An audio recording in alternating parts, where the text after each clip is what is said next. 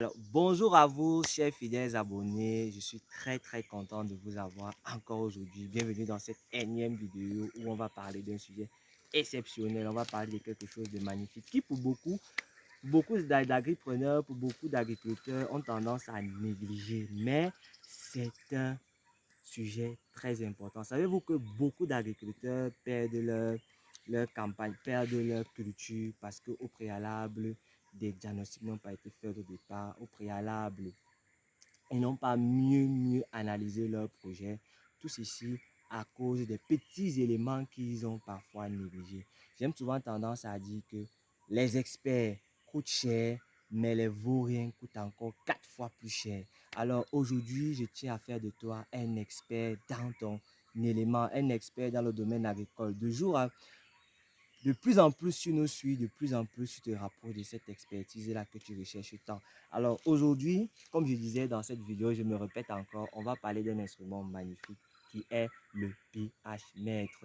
Alors le pH mètre, c'est quoi? Le pH mètre, c'est tout simplement l'appareil qui vous permet de calculer le pH de votre sol. Alors, ce que nous vous proposons aujourd'hui, ce n'est pas juste cet appareil-là qui calcule le pH mètre du sol, mais un appareil qui non seulement calcule le pH mètre du sol, mais calcule la quantité de lumière présente dans votre champ, la quantité, le taux d'humidité présent dans votre champ. Alors, cet appareil, c'est celui-ci. Cet appareil qu'on appelle pH, c'est ce tout petit appareil qui est constitué tout simplement d'un commutateur qui est celui-ci, qui est celui-là qu'on envoie en terre pour pouvoir avoir toutes ces indications-là. Et bien évidemment, d'un tableau de bord qui nous permet d'avoir toutes les indications mentionnées avec les indications pH, humidité et lumière. Alors, comment l'utiliser? Pourquoi devons avoir cet appareil dans notre champ, cet appareil pour la réalisation de notre projet à tout prix? Alors, rapproche-toi. Comment l'utiliser? Je commence d'abord par la première question, comment l'utiliser? L'utilisation de cet appareil est assez simple. Il suffit tout simplement de l'envoyer en terre et rapidement, tu as les indications mentionnées. Tu vas à gauche, par exemple, tu vas voir pH, tu vas voir la quantité de pH présente dans le sol. Alors, pour ce sol-ci, nous avons un pH, qui est basique parce qu'il est quasiment à 8. Alors, pour la quantité de lumière, voilà, quand on va là, on a la quantité de lumière, on a une lumière qui est à 500. C'est vrai, on a les arbres qui offrent un couvert végétal assez énorme. On a une quantité de lumière qui est à 500 parce qu'on a des indications 500, on a 1000, on a 2000, on a 3000, on a même 4000 qui est de 4000.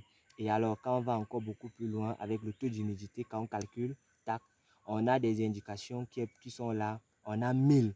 1000 parce que, bien évidemment, il a plu hier et le taux d'humidité est très à la hausse, très à la hausse. Alors, connaître le pH de son sol. Pourquoi le connaître? Connaître, savoir si notre pH est un pH acide, bien évidemment, nous permet de mieux nous positionner dans notre choix de culture.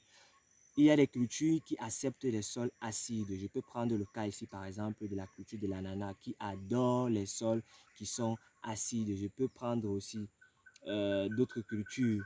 Bon, je prends l'ananas parce que je prends l'ananas dans un premier temps. Il y a des cultures aussi, par exemple, comme le manioc, qui pour lui, on peut réadapter. Il faut noter aussi qu'on peut changer la qualité du pH du sol en améliorant la texture du sol, en ajoutant par exemple des fumiers de fond. Lorsqu'on met par exemple de la fiente dans notre sol, la fiente améliore la qualité de notre sol. On peut quitter d'un sol acide à un sol basique ou à un sol neutre. Donc, connaître tout ceci nous permet de mieux nous positionner. J'ai pris le cas de l'ananas qui adore les sols acides. Ça veut dire que si vous mettez par exemple l'ananas sur un sol basique, c'est clair que vous n'aurez pas le même rendu que sur un sol acide parce que la nature de la plante elle-même, elle est bonne pour des sols acides.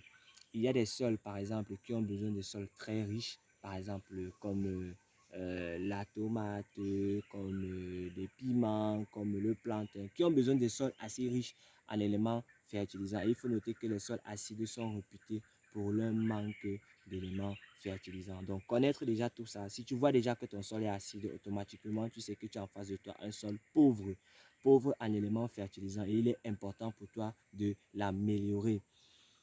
Et si tu as un sol basique, c'est clair que tu es en face de toi d'un sol qui est riche en matière organique, qui est riche en éléments fertilisants. Pareil pour les sols neutres.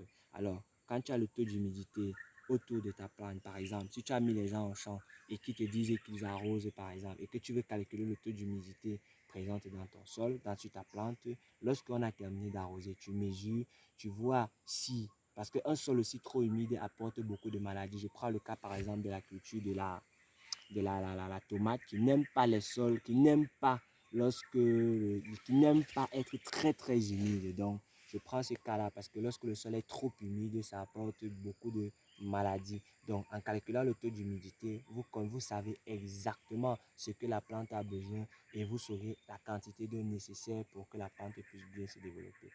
Bref, cet instrument est un instrument exceptionnel. Il faut noter que celui-ci a des particuliers qu'il est 3 en 1. Donc, on a 3 éléments dans un seul appareil. Donc, j'ai pris les uns et les autres de l'avoir, les jeunes agriculteurs professionnels, les jeunes agriculteurs professionnels, les jeunes des agriculteurs amateurs, les amatrices d'agriculture, d'avoir cet instrument. C'est très important. Encore beaucoup plus important pour ceux-là qui font de l'agriculture hors sol chez eux, pour pouvoir ceux-là qui composent eux-mêmes les terreaux, pouvoir savoir est-ce que la composition de mon terreau est très bonne, est-ce que j'ai très bien composé mon terreau pour pouvoir le mettre dans les sachets. C'est très important de l'avoir. C'est un petit instrument vraiment qui est très important pour la rentabilité de nos champs. Bref, on ne doit pas le prendre à la... On ne doit pas, on doit pas négliger cet appareil. Du moins, tout ce que j'avais à vous dire aujourd'hui, je voulais vous présenter ceci et je tiens encore à dire bonne fête des mères à toutes les mamans agricultrices du monde entier, en l'occurrence celle de mon beau et cher pays, le Cameroun. Beaucoup de courage à vous. Je sais que l'activité agricole n'est pas du tout facile. Ça demande beaucoup de détermination et beaucoup de passion. Et jusqu'ici, nous voyons les efforts que vous faites pour pouvoir nourrir notre beau et cher pays. Continuez, allez de l'avant, n'abandonnez jamais. De notre côté, on se bat pour vous aider à pouvoir être des experts à la matière. Alors, merci à vous, bonne journée à vous, à plus tard.